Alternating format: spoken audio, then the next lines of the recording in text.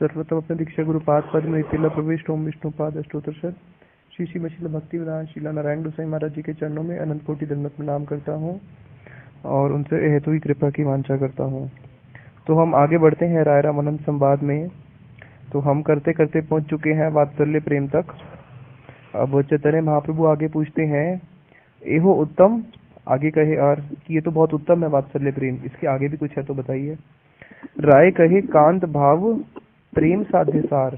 तो राय रामानंद जी कहते हैं कांत भाव। कांत भाव का अर्थ है यहाँ पे गोपी भाव, कि जो गोपियों का भाव है वो क्या है, वो है प्रेम साध्य सार, वो है प्रेम का साध्य सार, यानी कि कांत भाव इससे भी ऊंचा भाव माना गया है। तो अब देखो ये गोपी भाव, ये कांत भाव क्या है। हमने 5 रस के बारे में चर्चा करी थी।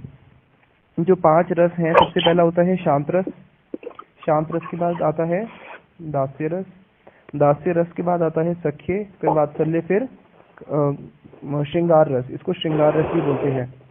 तो जो सबसे पहला जो शांत रस है, शांत रस के अंदर केवल निष्ठा होती है, सेवा नहीं होती, केवल निष्ठा, भगवान के प्रति निष्ठा होती है। शांत रस का अर्थ है कि भगवान का जो वैकुंठ धाम है, भगवान के वैकुंठ धाम में जितनी भी वस्तु है सारी की सारी शांत रस से भगवान की सेवा करती है। वहाँ पे कोई भी वस्तु जड़ नहीं है, जैसे भगवान की चरण पादुका, भगवान का आसन, भगवान का चामर, भगवान का छत्र, सारी की सारी वस्तु ये जो भगवान की सेवा में इस्तेमाल होती है, ये सब शांत रस में है। तो शांत रस में निष्ठा, उसका एक होता है इंग्रेडिएंट्स निष्ठा। अब शांत रस में जब हम आगे बढ़ते हैं दास्य रस में, तो निष्ठा के बाद एक ऐड हो जाती है, वो है यानी कि भगवान के प्रति ममता, जिसमें फिर भगवान की सेवा करता है एक जीव। अब जब हम और आगे बढ़ते हैं, ममता में निष्ठा हो गई, ममता हो गई, आगे बढ़ते हैं, फिर समभाव ऐड हो जाता है, यानी कि निसंकोच भाव से समभाव में कृष्ण अपने सखाओं की साथ में लीला क्रीड़ा करते हैं। अब समभाव में अगर हम एक और ऐड कर दें इंग्रेडिएंट, जिसको बोलते हैं लालन पालन भाव, कि हम कृष्ण का लालन पालन करने वाले हैं, तो वो बन जाता है वात्सल्य रस।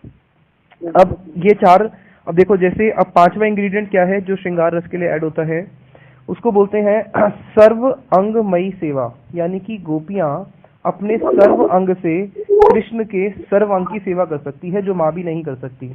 तो ये होता है कृष्ण के सर्व अंग की सेवा अपने सर्व अंगों से, इसको बोलते हैं गोपी प्रेम। जैसे उदाहरण के लिए चैतन्य चरितामृत में बताया, धरती, धरती के अंदर 5 गुण हैं। कौन कौन सा? धरती, जल, अग्नि, वायु, आकाश, ये 5 इंग्रेडिएंट्स होते हैं ना। आकाश, वायु के अंदर आकाश है, और आकाश वायु के अंदर आकाश है, उसके बाद आ गया जल, जल के अंदर अग्नि, अग्नि के अंदर क्या आ गया, अग्नि के अंदर आकाश भी है और वायु भी है, लेकिन उसमें जल नहीं है। अब जल के अंदर क्या है, जल के अंदर अग्नि तो है ही है, वायु भी है और आकाश भी है। और धरती के अंदर क्या है, धरती के अंदर सब है, धरती के अंदर अग्नि भी है, वायु भी है, जल भी है और आकाश भी है। उसी प्रकार से जो सख्य प्रेम है, सख्य प्रेम के अंदर, सख्य प्रेम में क्या क्या आ जाएगा, सख्य प्रेम में शांत रस की निष्ठा तो है ही है, दास्य प्रेम की ममता भी है और संभाव भी है। वात्सल्य रस में क्या है, उसके अंदर निष्ठा भी है, ममता भी है, संभाव भी है और उससे आगे बढ़ के लालन भी है। और जो गोपियों का जो प्रेम है, जो श्रृंगार रस है, उसके अंदर सब कुछ आ जाएगा, यानी कि उसमें निष्ठा भी आ जाएगी, उसमें ममता भी आ जाएगी, संभाव भी आ जाएगा, यहाँ तक कि लालन पालन का भाव भी आ जाएगा। और सर्व अंगमयी सेवा तो गोपियां कृष्ण की करती ही हैं।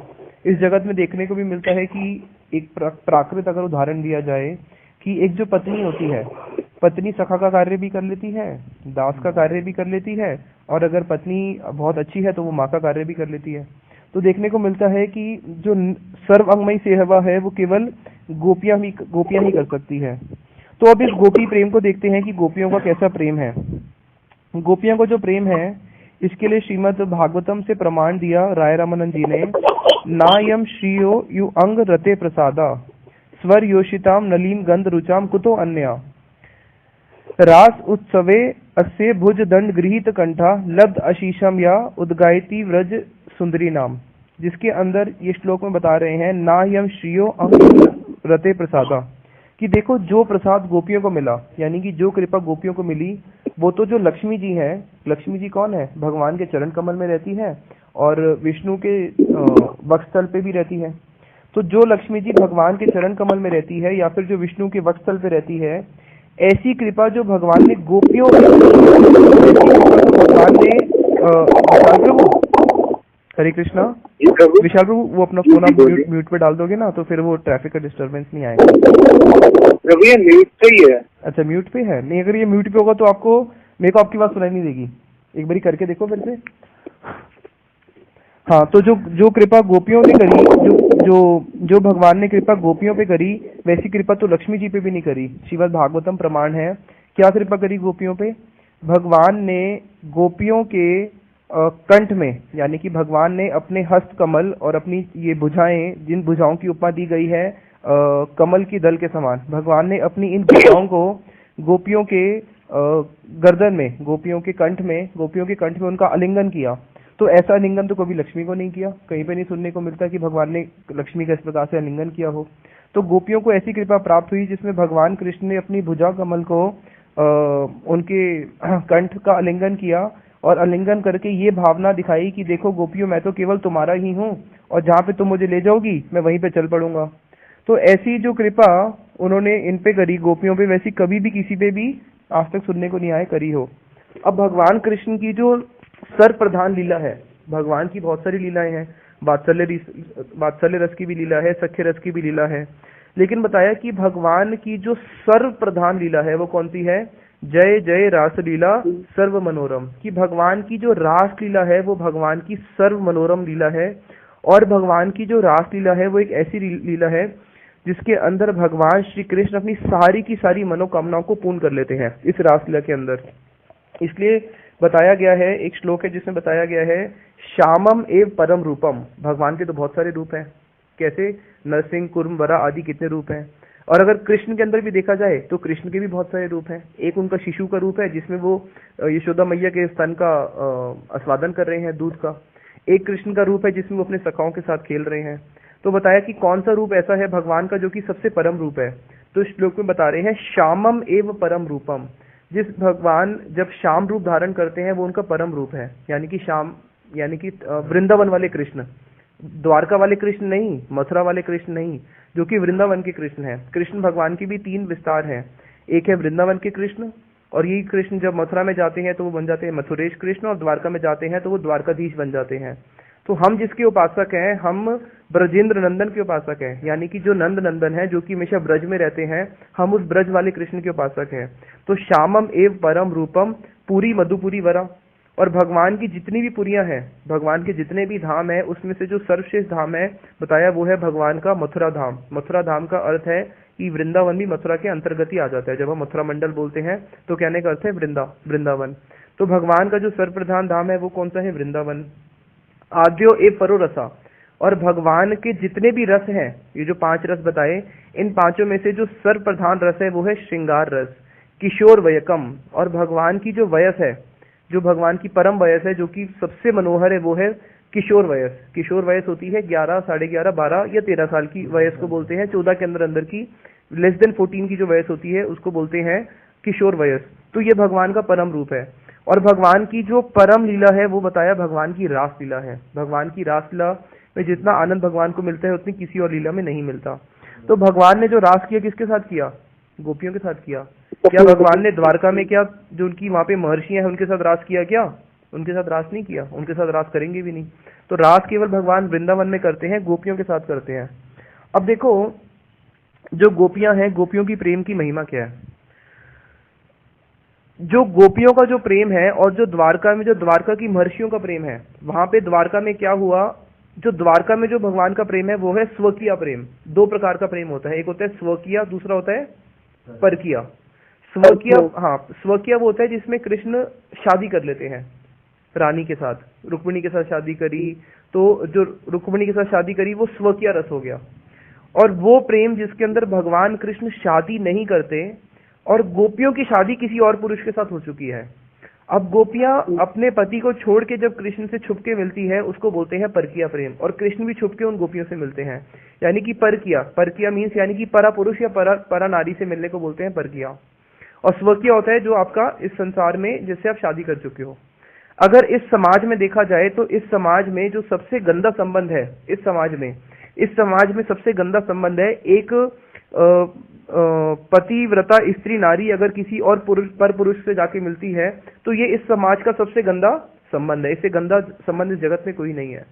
लेकिन क्योंकि ये जो जगत है ये उस अपराकृत जगत, उस वैकुंठ, उस गोलक वृंदावन धाम की क्या है, छाया है। जिस संसार में हम रह रहे हैं ये उसकी उल्टा है, उसकी शैडो है, शैडो उल्टी आती है।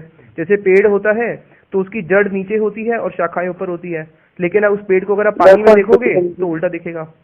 तो उसी प्रकार से जो भगवान का जो धाम है, भगवान के धाम में जो सबसे ऊंचा रस है, जो सबसे ऊंचा संबंध है, वो है परकीय संबंध, जो कि गोपियों और कृष्ण का है। लेकिन उसकी जब छाया इस जगत में पड़ती है तो वो क्या बन जाता है, सबसे नीचा संबंध। अब देखो जो गोपियां हैं और जो इसको कंपेयर करते हैं द्वारकाधीश की रानियों के साथ। अब भगवान जो है कृष्ण, वो क्या है, रसिक शेखर है, वो हर प्रकार के रस का स्वादन करते हैं। और जो सबसे ऊंचा रस है वो है परकीय रस। जय जय परकीय रस सर्व रस सार, की परकीय जो है सारे रसों का सार है। हाँ, अब ये देखो परकीय रस क्या है, इसको अच्छी तरह समझेंगे हम। अगर एक व्यक्ति शादी कर ले, शादी के बाद प्रेम बढ़ जाता है, इसको समझो, शादी के बाद प्रेम बढ़ जाता है कैसे, जिससे आपने शादी करी, अब शादी के बाद बच्चे हो जाएंगे। अब जो आपका प्रेम पत्नी के साथ था, अब शादी के बाद जब बच्चे हो गए, जो शादीशुदा है वो इस चीज को समझ सकते हैं कि जो प्रेम शादी से पहले पति पत्नी में होता है, बच्चे होने के बाद वो प्रेम कहाँ चले जाता है, बच्चों में चले जाता है, यानी कि प्रेम वहां पे बढ़ गया। और जितने बच्चे होते हैं उतना प्रेम बढ़ जाता है। और द्वारका में 10-10 बच्चे हैं, सब एक एक रानी के, तो वो प्रेम 10-10 हिस्से में बढ़ गया। अब उसके बाद प्रेम बढ़ जाता है सास और ससुर में, तो वहां पे जो है प्रेम की हानि होती है। लेकिन जो परकीय रस है, परकीय रस के अंदर गोपियों का जो मन है वो पूरा का पूरा कृष्ण के प्रति है। इसलिए गोपी गीत में लाइन आती है, पति सुतान वये भ्रातिर बांधवान अति विलंगाते अति अच्युत आगता, कि गोपियों ने क्या करा, पति सुत आन्वय भ्रातिर बांधवान, गोपियां अपने पति को, अपने बच्चों को, अपने पूरे के पूरे जो उनके समाज में है, फोन आ रहा है, अपने भ्रातिर बांधवान, जो उनके बंधु हैं और जितने उनके बांधव हैं, उन सबको छोड़ के गोपियां कृष्ण के लिए आ गई। तो यानी कि गोपियों का जो प्रेम है वो कृष्ण के प्रति एकनिष्ठ प्रेम है, जिसमें गोपियां सब कुछ छोड़ देती हैं, किसके लिए, कृष्ण के लिए। तो गोपियों का प्रेम की जो, आपकी बैटरी डाउन है, बोलो मेरे फोन पे फोन कर ले। तो जो गोपियों का जो प्रेम है उनको द्वारका की महर्षियों के प्रेम के साथ कभी कंपेयर ही नहीं किया जा सकता। देखो एक उदाहरण के लिए समझो कि गोपियों का प्रेम कितना श्रेष्ठ है, ब्रजवासियों का, उसमें ब्रजवासियों का और द्वारका के प्रेम का एक अंतर समझो। जब भगवान श्री कृष्ण समंतक मणि के लिए युद्ध करने के लिए गए, समंतक मणि के लिए किससे, जाम्बवंत से, समंतक मणि जाम्बवंत के पास थी, तो भगवान कृष्ण गुफा में प्रवेश कर गए और जो बाहर सैनिक और मंत्री लोग खड़े थे उनको बोले कि मैं अंदर जाम्बवंत से युद्ध करने के लिए जा रहा हूँ और मैं मणि लेके आऊंगा। अब भगवान कृष्ण का वहां पे 21 दिन तक युद्ध चला जाम्बवंत के साथ, और तब जाम्बवंत समझ गए कि ये तो कोई आम व्यक्ति हो ही नहीं सकता जो मेरे साथ 21 दिन से युद्ध कर रहा है, और वो तो साक्षात राम जी के कौन थे, राम जी के परिकर थे। तो समझ गए कि ये साक्षात विष्णु ही है। तो उन्होंने पूछा कि आप बताओ आप कौन हो, तो उन्होंने, कृष्ण भगवान ने बताया कि मैं तो साक्षात कृष्ण हूँ। जामवंत के मन में इच्छा थी एक बारी भगवान से युद्ध करने की, भगवान ने उस इच्छा को पूर्ण किया। अब जब इनका जामवंत के साथ 21 दिन तक युद्ध चल रहा था तो बाहर जो मंत्री लोग थे उन्होंने देखा भैया इतने दिन हो गए ठाकुर जी तो बाहर ही नहीं आ रहे हैं, और ऐसे लगता है कि भगवान कृष्ण ही चले ना गए हो। तो उन्होंने क्या किया, उस गुफा के आगे एक पत्थर लगा दिया, गुफा को बंद कर दिया और गुफा को बंद करके द्वारका में आ गए। द्वारका में आ गए तो ये खबर फैल गई कि कृष्ण अब क्या हो चुके हैं, या तो कृष्ण जा चुके हैं या कुछ ना कुछ हो चुके हैं, हमें नहीं पता कृष्ण कहाँ पे है। उस समय जो द्वारका की महर्षियां थी बड़ी दुखी हुई, लेकिन दुखी होने पर क्या द्वारका के लोगों ने खाना पीना छोड़ दिया क्या, खाना पीना तो किसी ने नहीं छोड़ा, द्वारका नगरी चलती रही। लेकिन दूसरी तरफ ब्रज का प्रेम देखो, ब्रज में जब भगवान श्री कृष्ण कालिया के फंड पे नृत्य करने के लिए जाएंगे तो पहले तो कालिया हृदय के अंदर उन्होंने पानी के अंदर चले गए। अब जब वो पानी के अंदर चले गए, जब वहां पे कालिया के साथ वो युद्ध कर रहे हैं, अभी कालिया ऊपर नहीं आया, कृष्ण भी ऊपर नहीं आए, बिल्कुल यमुना जी के जल के अंदर दोनों डूबे हुए हैं। तो जब ब्रजवासियों को ये पता चला कि कृष्ण यमुना जी में जा चुके हैं, ये नहीं पता कि यमुना जी में जाने के बाद जिंदा है या क्या है, नहीं जानते, बस इतना पता है कि यमुना जी में चले गए। उसी समय सारे के सारे ब्रजवासी अपने प्राण त्यागने के लिए यमुना के तट पे आ गए और बस पानी में छलांग ही मारने वाले थे प्राण अपने त्यागने के लिए। लेकिन बलराम जी ने सारे के सारे ब्रजवासियों को रोक दिया, बलराम जी ने सारे के सारे ब्रजवासियों को रोक दिया कि नहीं नहीं पानी में छलांग मत मारो, और बलराम जी ने वहां पे सबकी रक्षा करी। तो वहां पे दिखाया कि कैसे ब्रजवासियों का जो प्रेम है वो कितना उन्नत है, जो कि द्वारका वासियों का कभी हो ही नहीं सकता। अब इस जो गोपी भाव की बात हम कर रहे हैं, जो गोपी भाव यहाँ पे बता रहे हैं कि गोपियों की क्या महिमा है, तो इसमें आगे बताया कि जो गोपियां हैं उनकी कृष्ण से शादी नहीं हुई और वो परकीय रस का स्वादन करती हैं।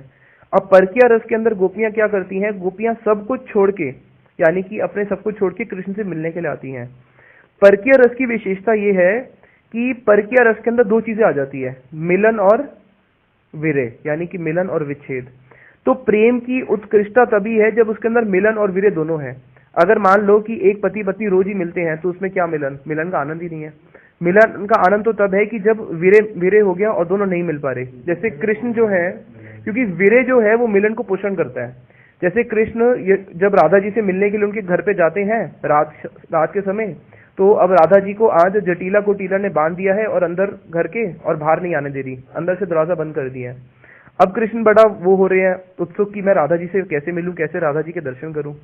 तो ये क्या करते हैं, राधा जी के आंगन के बाहर एक पेड़ है, उस पेड़ में बैठ जाते हैं उसकी डाल पे, और कोयल की आवाज निकालना शुरू करते हैं। अब कोयल की आवाज इतनी सुंदर आवाज निकालते हैं, राधा जी समझ जाती हैं ये तो कोई और कोयल नहीं, ये तो कृष्ण ही है। तो राधा जी बोलती हैं जटिला को टीला से कि भैया अपनी सास और ननद से मुझे जाने दो, मैं बाहर इस कोयल के दर्शन करना चाहती हूँ, कि कोयल कितनी सुंदर सुंदर गान गा रही है। तो वो बोलते हैं कि भैया रात को क्या कोई कोयल गान गाती है क्या, लगता है दाल में कुछ काला है, हम इसको बाहर नहीं जाने देंगे। तो राधा जी को बाहर नहीं जाने देती जटिला को टीला, और कृष्ण क्या करते हैं, पूरी रात सर्दी के समय और कोयल की आवाजें निकालते रहते हैं, और सुबह बड़े दुखी होकर चले जाते हैं कि आज तो मैं राधा जी के दर्शन ही नहीं कर पाया।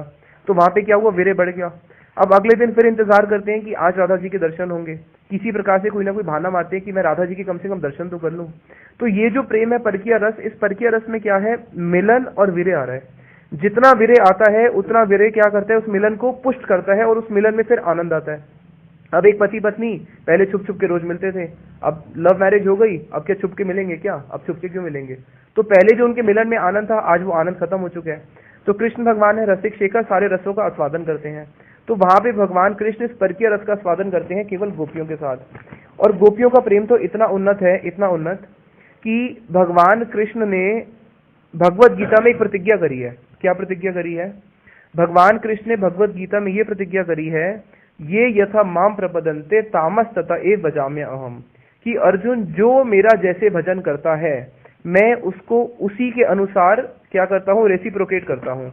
क्या है, कृष्ण प्राप्तिर उपाय, क्या है उनकी प्रतिज्ञा, हाँ, कृष्णेर प्रतिज्ञा दृढ़ सर्व काले आचे, जे जैसे भजे कृष्ण तारे भजे तैसे। चैतन्य चरितामृत में भी इसको बताया, राय रामानंद जी कह रहे हैं कि भगवान कृष्ण ने भगवत गीता में प्रतिज्ञा करी है, जो मेरा जैसा भजन करेगा मैं उसको उसी के अनुसार रेसिप्रोकेट करूंगा। अब भगवत गीता में बताया ना, यान्ति देवव्रता देवान, जो देवताओं की पूजा करेगा देवलोक में जाएगा, पितरों की पूजा करेगा पितृलोक में जाएगा, मेरी पूजा करेगा मेरे पास आएगा। अब इसके अंदर भी तारतम्य है। अगर एक व्यक्ति भगवान कृष्ण की भजन कर रहा है इसलिए कि मुझे स्वरूपीय मुक्ति चाहिए, तो भगवान कहेंगे तथास्तु स्वरूपीय मुक्ति ले लो। एक व्यक्ति भगवान का भजन कर रहा है कि मुझे तो सालोक्य मुक्ति चाहिए, भगवान कहेंगे तथास्तु मेरे जैसा लोक प्राप्त कर लो। एक व्यक्ति भगवान का भजन कर रहा है, मुझे समीपीय मुक्ति चाहिए, यानी कि मैं आपके पास में रहना चाहता हूं, तो भगवान बोलेंगे ठीक है समीपीय मुक्ति ले लो, मेरे पास में रह जाओ।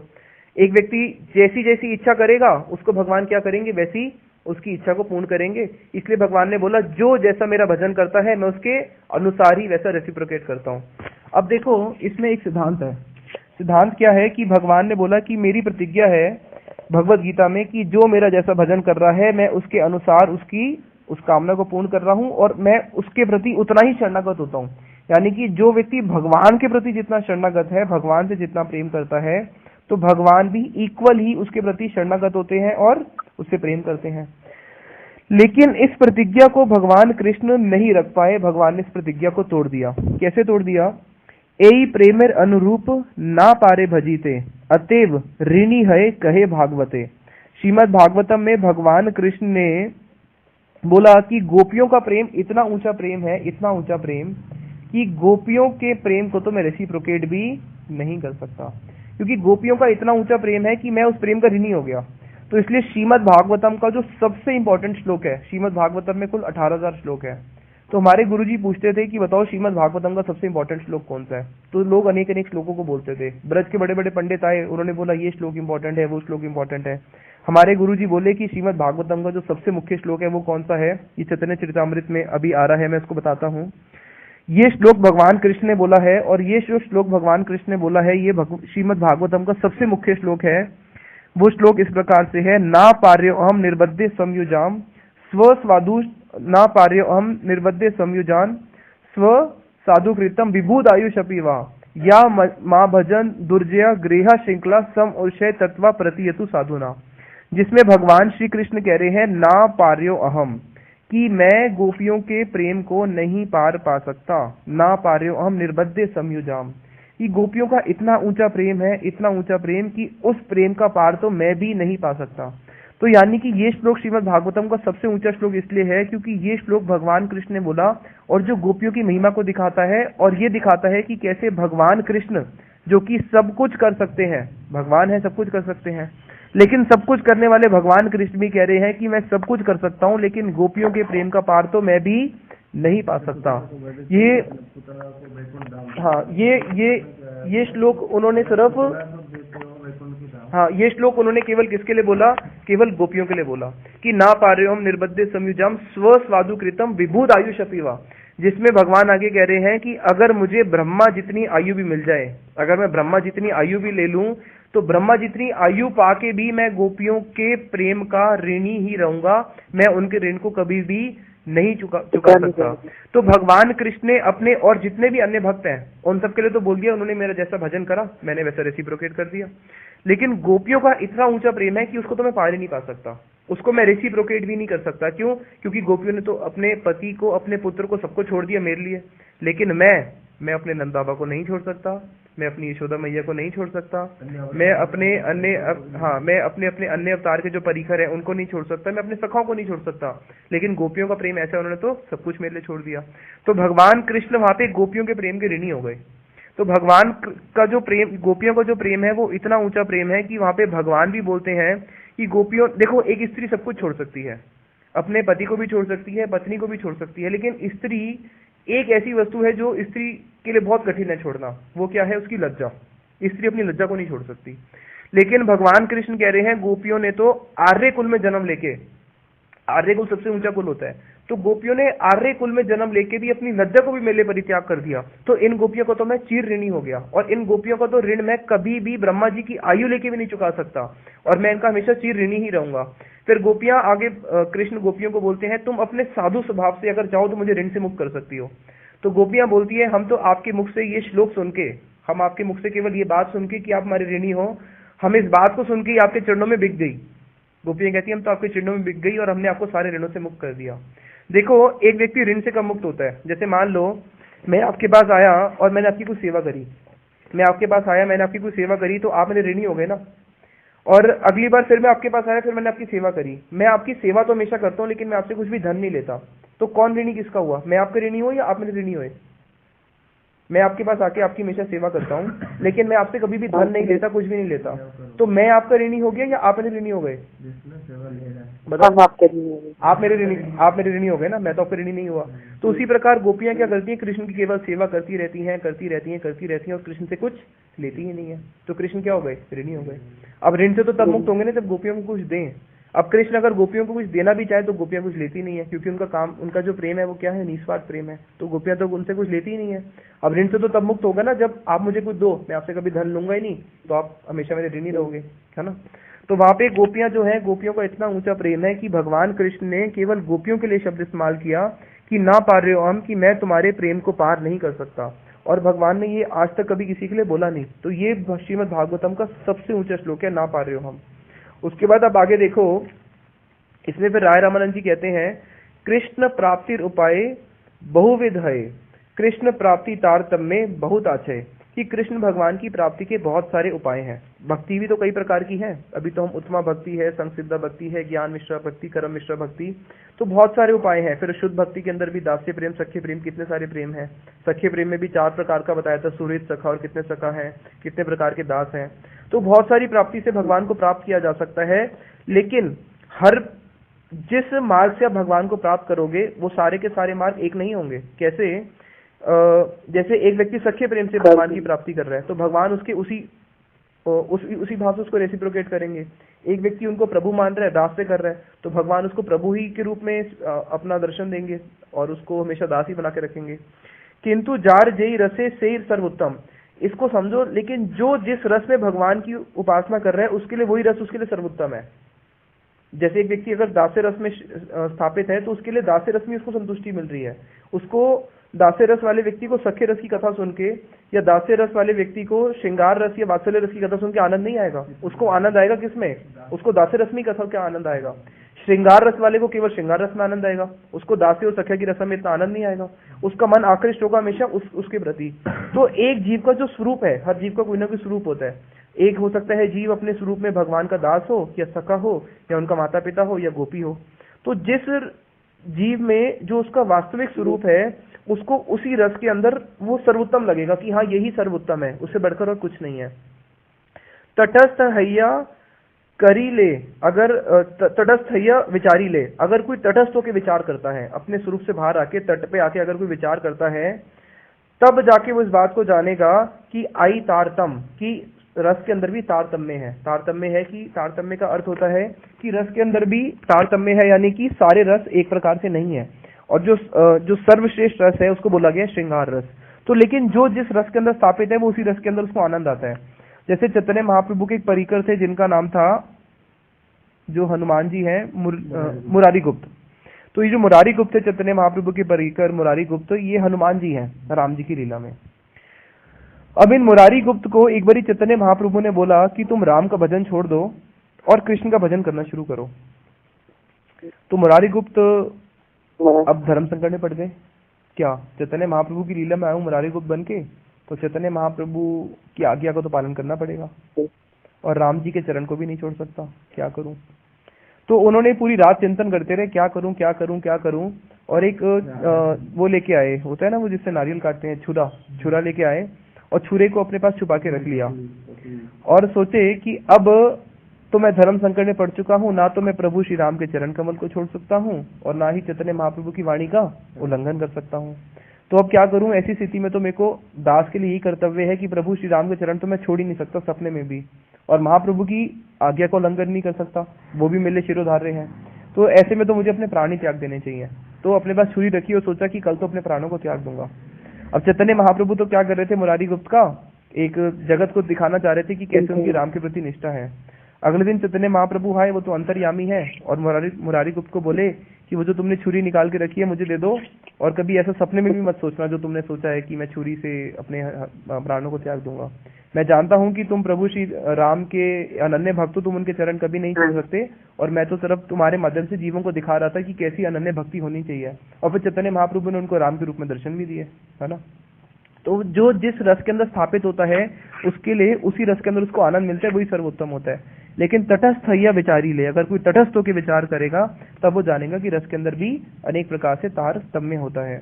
तो ये जो गोपियों की जो सेवा है, गोपियों की जो परिपाटी है, यहाँ तक कि भगवान कृष्ण बोलते हैं मत पर्याम की जो मेरी सेवा है, मत श्रद्धा मन मनोगतम जानंती गोपी का पार्थ ना अन्य जानंती तत्वता, कि हे पार्थ, हे कृष्ण, हे अर्जुन, अर्जुन देखो जो मेरी स्प्रिया यानी कि जो मेरी सेवा है, उसके बाद मैं क्या चाहता हूँ, मेरी किस चीज में रुचि है, किस प्रकार से मेरी मन की भावना है, उसको अगर कोई अच्छी तरह पूर्ण रूप से जानता है तो वो केवल गोपियां जानती है।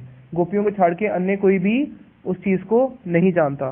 तो इसलिए गोपी प्रेम को जो है चैतन्य महाप्रभु ने सर्वश्रेष्ठ बताया कि हाँ, जो गोपी प्रेम है, गोपियां जो अपने सर्व अंग से कृष्ण की सर्व अंगमयी सेवा करती है, वो इन चारों रसों में से क्या है, सबसे श्रेष्ठ है गोपियों का प्रेम। उसके बाद जब चैतन्य महाप्रभु ने इस गोपी प्रेम को सुना, आप लोगों ने वो कथा सुनी है ना जिसमें नारद जी होते हैं, तो नारद जी एक बार ठाकुर जी के पास द्वारका में आते हैं, तो पूछते हैं, भगवान कृष्ण नारद जी को बोलते हैं कि नारद जी मेरे बहुत सर में दर्द हो रही है। सुनी हुई ये कथा, है ना। तो वो बोलते हैं हाँ मेरे बहुत सर में दर्द हो रही है। तो फिर नारद जी कहते हैं बताओ क्या उपाय है, मैं किसी वैद्य को भी लेके आता हूँ। तो ठाकुर जी बोलते हैं कि भैया वैद्य कुछ नहीं कर सकता, इसकी तो एक ही जड़ी बूटी है, वो है कि मुझे अपने भक्तों की चरणों की रज चाहिए। मुझे अपने भक्तों की चरणों की रज मिल जाएगी तो मेरा सर दर्द तो वैसे ही ठीक हो जाएगा। तो नारद जी कहते हैं अरे तो क्या हुआ, अभी आपके गए और आपके भक्तों की रज ले आता हूँ। आपके जो यहाँ पे 16,108 रानियां हैं, तो रुक्मिणी के पास जाते हैं, सत्यभामा के पास जाते हैं, जामवंती के पास जाते हैं कि देखो जो तुम्हारे पति हैं वो तुम्हारे पति भी हैं और परमेश्वर भी हैं ठाकुर जी, उनके सर में दर्द हो रही है, तो तुम तो उनकी पत्नियां हो, फटाफट अपने चरणों की रज दे दो, उनकी ठीक हो जाएगा सर दर्द। तो अरे नारद जी हमें मरवाओगे क्या, पत्नी का धर्म क्या होता है, पति के चरणों को सेवा करना, पति के चरणों की रज अपने मस्तक में लगाना, और हम तो आर्यवती हैं, क्या हम उल्टा करेंगी क्या, हमें नरक में जाना है क्या, कैसी बातें करते हो नारद जी उल्टी सीधी। नारद जी कहते हैं चलो कुछ नहीं होता, द्वारका में और भी तो भक्त होंगे।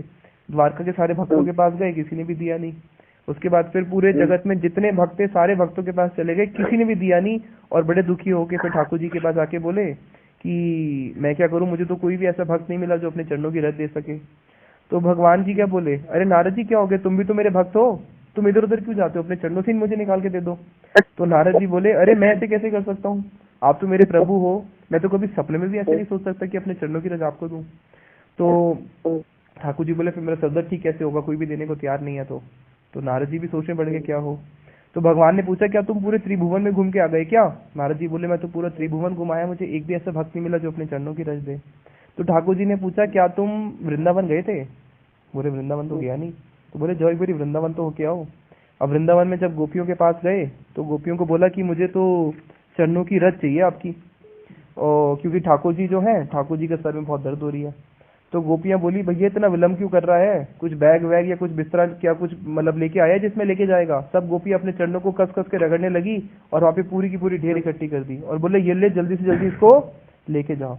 उसके बाद वो गोपियों की रज को जब वो लेके आए और उस गोपियों की रज को लाके उन्होंने ठाकुर जी को कहाँ पे दिया, द्वारका में दिया। तो आज जो हम वैष्णव तिलक करते हैं, क्या ये जो आज हम सब लोग तिलक करते हैं, ये वही गोपियों की रज है जो कि नारद जी कहाँ पे लेके पहुंचे थे, द्वारका में पहुंचे थे। और देखो सब गोपियों ने कितनी रज दी होगी उस समय कि आज तक तिलक खत्म नहीं हो रहा और कभी खत्म भी होगा नहीं। तो सोचो गोपियों ने कितनी कम समय के अंदर कितनी सारी रज उठा के दे दी। और आज तक वहाँ पे वो है ना, गोपी तालाब बोलते हैं तो, है ना, वहाँ से सारा गोपी चंदन आता है।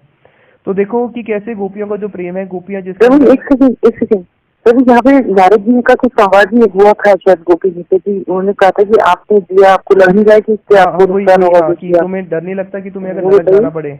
तो गोपियां बोली कि अगर हमें ठाकुर जी की सेवा के लिए और उनकी प्रीति के लिए अगर हमें कोटि कोटि बार भी नरक जाना पड़े तो हम उस नरक को क्या करती हैं, अंगीकार करती हैं। इसी के लिए भक्ति विनोद ठाकुर जी कीर्तन लिखते हैं, तुम्हार सेवा है जतो है दुख से ही तो परम सुख। कि भगवान आपकी सेवा में मुझे जितना दुख मिलता है, अगर मुझे आपकी सेवा करते हुए कोई दुख भी मिल रहा है तो वो दुख मेरे दुख नहीं है, से ही तो परम सुख, वो तो मेरे परम सुख है। कैसे, जैसे एक माँ अपने बेटे से बहुत प्रेम करती है। अब माँ दोपहर को एसी में बैठी है और टीवी देख रही है, एकदम से बेटा आया नीचे गाड़ी में, पता चला कि बेटा स्कूल से आ चुका है। अब बेटा जैसे ही स्कूल से आया तो माँ क्या करती है, टीवी बंद करती है, एसी बंद करती है और इतनी गर्मी का समय है, रसोई में जाके खड़ी हो जाती है और रसोई में वहाँ पे गरम गरम चूल्हा जलाती है और खाना बनाना शुरू करती है।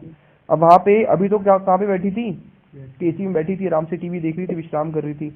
अब बेटे की सेवा के लिए क्या कर रही है, रसोई में जहाँ पे पंखा है ना कूलर है, गर्मी है, और गर्मी तो है ही है, ऊपर से चूल्हे की और गर्मी आ रही है, और वहाँ पे बेटे के लिए कुछ खाना बना रही है। तो क्या है यहाँ पे, उस दुख में उसको सुख मिल रहा है, नहीं मिल रहा, सुख मिल रहा है। तो जब जागतिक संसार में देखने को मिलता है कि इस जागतिक संसार में जब एक व्यक्ति थोड़ा सा प्रेम करता है तो वहां पे जब उसको दुख में सुख मिलता है तो वो तो परम प्रेम है। तो सोचो वहां पे क्या नहीं होगा। इसलिए भक्ति विनोद ठाकुर जी कहते हैं, तुम्हार सेवा है जतो है दुख से ही तो परम सुख। तो वहां पे दिखाया कि जो गोपियों का प्रेम है इतना ऊंचा प्रेम है जिसके अंदर गोपियां जो श्रृंगार करती है, किस लिए करती है, गोपियों का जो श्रृंगार करना है वो अपने लिए नहीं है। गोपियां श्रृंगार भी इसलिए करती है कि हमारे श्रृंगार को ठाकुर जी देख के प्रसन्न होंगे और ठाकुर जी को आनंद मिलेगा। तो गोपियों का श्रृंगार करना भी ठाकुर जी के लिए है। गोपियों ने जो परपुरुष से शादी करी वो भी किस लिए करी, अगर हम परपुरुष से शादी करेंगे तभी तो कृष्ण पर के रस का स्वादन कर पाएंगे। तो उन्होंने परपुरुष से शादी भी इसलिए करी। गोपियों की जो एक एक लीला है, जो उनकी एक एक एक्टिविटी है, वो सारी की सारी कृष्ण को संतुष्टि करने के लिए है। इसलिए तो बोलते हैं कि गोपी शोभा देखे कृष्ण शोभा बड़े जत, कृष्ण शोभा देखे गोपी शोभा बड़े जत, ए मत परस्पर पड़े हुड़ा हुड़ी, परस्पर बड़े केहो नाई मुड़ी। क्या गोपियां जब श्रृंगार भी करती हैं वो किस लिए करती हैं कि ठाकुर जी जब हमें देखेंगे उनको बड़ा आनंद मिलेगा। अब जब गोपियों का श्रृंगार को देख के जब कृष्ण उनके दर्शन करते हैं गोपियों के, तो कृष्ण को बड़ा आनंद मिलता है कि देखो ये कितनी सुंदर गोपी है। और जब गोपी क्या सोचती है, गोपी देखती है कि कृष्ण को मेरे आनंद मतलब मेरे दर्शन से कृष्ण को आनंद मिला, मेरे को देख के कृष्ण को आनंद मिला। अब जब गोपियां जब फिर कृष्ण को देखती है ना, अमार दर्शन में पाइला एता सुख, कि हमारे दर्शन को बाकी कृष्ण को इतना सुख मिला हमारे दर्शन से, यही सुख है क्या कि हमारे दर्शन से कृष्ण को इतना सुख मिला। अब जो कृष्ण को जो सुख मिला है ना, उसका गोपियों को देखिए कि हमारे दर्शन से कृष्ण को इतना सुख मिला, यही सुख है। उस सुख को गोपी अनुभव करती है कि देखो कृष्ण इतने सुखी हो गए। अब जब कृष्ण जब सुखी होते हैं तो उनके चेहरे पे क्या होता है, उनके चेहरे पे एक सुख की चिन्ह आ जाता है कि हाँ तो बहुत सुखी हो गए। अब उस सुख के अनुभव करती है गोपियां, और उस सुख को जब गोपियां अनुभव करती है तो फिर क्या होता है, ए सुखेर प्रफुल्ल गोपीर अंगमुख।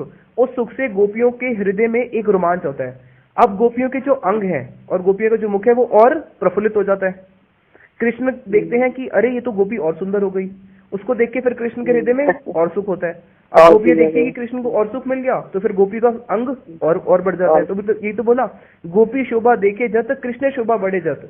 गोपियों की शोभा को देख के कृष्ण की शोभा बढ़ती है, कृष्ण शोभा देखे गोपी शोभा बढ़े जत। और जब देखते हैं कि कृष्ण को इतनी संतुष्टि मिल रही है तो कृष्ण की शोभा को देख के गोपियों की शोभा और बढ़ जाती है। यही मत परस्पर पड़े हुड़ा हुड़ी, यानी कि इन दोनों में ऐसे क्या होता है, हुड़ा हुड़ी होती है। इनकी शोभा बढ़ती रहती है, कृष्ण की शोभा बढ़ती है, फिर गोपी की बढ़ती है। परस्पर बड़े केहो नहीं मुड़ी, और हमेशा बढ़ती ही रहती, कभी खत्म नहीं होती, कभी रुकती नहीं। हाँ, तो सोचो कि गोपियों का कितना ऊंचा प्रेम है, कितना ऊंचा प्रेम। अमार प्रेम बढ़ते ना ही अवकाश। कृष्ण कहते हैं कि मेरा जो माधुर्य है, जब मैं शीशे के आगे देखता हूँ, मेरा जो माधुर्य है वो चरम सीमा तक पहुंच चुका है, यानी कि वो अनलिमिटेड है, लिमिटलेस है, और उसमें बढ़ने को कोई अवकाश भी नहीं है। लेकिन जब मैं गोपियों के दर्पण के सामने आता हूँ, यानी कि गोपियों के शीशे के सामने जब मैं आता हूँ और जब मैं अपने आप को गोपियों के सामने देखता हूँ, तो मेरा जो वो माधुर्य है वो भी क्या होता है, बढ़ता रहता है, बढ़ता रहता है और बढ़ता ही रहता है। तो बताया कि वहां पे जो गोपियों का प्रेम है वो इस जगत में सबसे ऊंचा प्रेम है, जिसके लिए कृष्ण भी साक्षात ऋणी हो गए उनके। कृष्ण भी उनके आगे बोल दिया कि मैं तुम्हारे गोपियों प्रेम का पार नहीं पा सकता। अगर वो चाहे तो बाकी सबके प्रेम को पार पा सकते हैं, लेकिन गोपियों के प्रेम को तो भगवान भी पार नहीं पा सकते। इसलिए तो आगे बताया चैतन्य चरितामृत में, गोपी यदि मान करे करे भर्तन, वेद स्तुति हईते से ही हरे मोर मन। क्या कह रहे हैं, गोपी यदि मान करे करे भर्तन। अगर गोपियां कभी मेरे से मान कर लेती हैं, मान करके बैठ जाती है ना गोपियां, करे भर्तन, करे भर्तन यानी कि मुझे गालियां देती हैं। वेद स्तुति हईते से ही हरे मोर मन। अरे वेदों की स्तुतियां मेरे मन को नहीं हर सकती। मेरे मन को कौन हरता है, गोपियों की गालियां। अगर गोपी मुझे गाली देती है, गोपी अगर मान कर लेती है, मेरा भर्त्सन करती है, तो गोपियों की उस भर्त्सन को सुन के मुझे आनंद मिलता है, लेकिन मुझे उससे आनंद नहीं मिलता वेदों की स्तुति से। इसलिए तो आता है, जो अगर हम देखें वेणु गीत में आता है, नहीं भ्रमर गीत में, भ्रमर गीत में तो गोपियां गाली दे रही हैं। क्या बोल रही हैं, मृगायुरिव कपेन्द्रम विव्यते लुब्धा धर्मा, स्त्रियम अकृत विरूपम स्त्री जिता कामया नाम, बलिम अपि बलिम अथवा वेश्वत धांश्वत यस तद अलम अस्थित सख्य दुस्त्यजा तद कथा अर्था। जिसमें राधा जी क्या बोल रही हैं, गोपियां बोल रही हैं कि देखो तुम कैसे हो, तुम ऐसे हो जिन्होंने पुरुष होकर स्त्री पे प्रहार किया। क्या पुरुष होकर कभी स्त्री पे प्रहार किया जाता है? और तुमने क्या किया, सूर्पनखा का नाक काट दिया। बेचारी की गलती क्या थी, उसकी कोई गलती थी क्या? वो तो तुम्हारे पास आई थी कि मेरे को अपना लो, नहीं अपनाना तो मना कर देते, और तुमने उसको क्या किया, उसकी नाक काट दी। तो ये पुरुष की पहचान है क्या? पुरुष कभी किसी स्त्री पे प्रहार करता है? और मृगायुरिव कपेन्द्रम विव्यते लुब्धा धर्मा, और तुम एक नंबर के झूठे इंसान हो। कैसे हो कि उसके पास गए कि 3 पग भूमि दे दो। किसके पास? बलि महाराज जी के पास। बलि महाराज जी के पास जब 3 पग भूमि मांगने के लिए गए थे, तो जिस शरीर से भूमि मांगी थी उसी शरीर से नापते ना, शरीर बड़ा क्यों कर लिया? तो तुमने वहां पे भी क्या किया, उनके साथ छल किया। तो एक नंबर के छलिया हो, तो तुम्हारी बात पे कोई विश्वास करेगा क्या? तुम धूर्त हो। तो गोपियां उनको ऐसे ऐसे शब्द बोलती है, और उसके बाद गोपियां उनको क्या बोलती है, देखो तुम्हारे तो माता पिता को भी पता नहीं है। कोई कहता है तुम देवकी नंदन हो, कोई कहता है तुम यशोदा नंदन हो, है ना। तो गोपियां तो मतलब कृष्ण को छोड़ती नहीं है, और क्या बोलती है कि तुम तो काले हो। हम तो सोचती थी कि तुम केवल बाहर से काले हो, तुम तो अंदर से भी काले हो, है ना। जहाँ पे भी देखो क्या करते हो, जब भी अवतार लेके आते हो सबसे पहला प्रहारी स्त्री पे करते हो। क्यों? राम बन के आए तो सबसे पहले किसको मारा? ताड़का को। क्या थी वो? स्त्री थी। और कृष्ण रूप में आए तो किसको मारा? पूतना को मारा, वो भी स्त्री थी। तो तुम तो क्या करते हो, आती सबसे पहले स्त्रियों पर प्रहार करते हो। तो ये पुरुष की पहचान है क्या? पुरुष कभी स्त्री प्रहार करता है? दोनों बारी में आए तो सबसे पहले स्त्री का ही वध किया। तो गोपियां तो ऐसे बहुत सारी ऐसी ऐसी गालियां देती हैं। ब्रज में अगर जाओगे, जब जगन्नाथ जी का वो होता है ना, रथ यात्रा होती है, तो जब जगन्नाथ जी की रथ यात्रा होती है तो जगन्नाथ जी के जो पंडे हैं, जब जगन्नाथ जी को बाहर लेके आते हैं, वो गोपी भाव से जगन्नाथ जी को बाहर लेके आते हैं, गोपियों के भाव से। तो उस समय वो जगन्नाथ जी को ऐसी ऐसी उड़िया में गाली देते हैं, ऐसी ऐसी गाली कि हम सुन भी नहीं सकते। ऐसी ऐसी गालियां दे के बाहर बुला के लाते हैं, क्योंकि उस समय वो गोपियों के भाव में अविष्ट होते हैं। तो वो जगन्नाथ जी को जब खींच खींच के रथ पे लेके आते हैं, जगन्नाथ जी नहीं आना चाह रहे होते, तो वो जगन्नाथ जी को बड़ी गंदी गंदी गालियां लेके आते हैं। तो तभी तो बोल रहे हैं, गोपी यदि मान करे करे भत्सन, वेद स्तुति हईते सही हरे मोर मन। कि गोपियों की जो गालियां भी है, गोपियों का जो भर्त्सन भी है, गोपियों को जो मान भी है, वो मेरे मन को हर लेता है, लेकिन ये मुझे नहीं हर पाते। तो जब चैतन्य महाप्रभु ने इस प्रेम को सुना, इसको सुना, तो चैतन्य महाप्रभु बोले, प्रभु कहे यही साध्य विधि सुनिश्चय, कृपा करी कह यदि आगे किछु है। तो चैतन्य महाप्रभु बोले कि यही साध्य विधि, साध्य अवधि कि जो तुमने बोला है अब मुझे समझ में आया कि यही वास्तविक साध्य है जीवों के लिए। सुनिश्चय, निश्चय और सुनिश्चय यानी कि संपूर्ण रूप से निश्चय कि हाँ ये निश्चित हो गया कि यही साध्य अवधि है कि एक व्यक्ति को गोपी भाव से कृष्ण की सेवा करनी चाहिए, उसमें कृष्ण की परम संतुष्टि होती है अगर हम गोपी भाव से सेवा करें। कृपा करी कह यदि आगे किच्छु है। अब महाप्रभु कह रहे हैं अब तक तो मेरे को सब समझ में आ गया, लेकिन राय रामानंद जी मेरे पे थोड़ी कृपा और करो, अगर इसके आगे कुछ और बचा है तो वो भी बोल दो। यहाँ तक तो सब कुछ हो ही गया।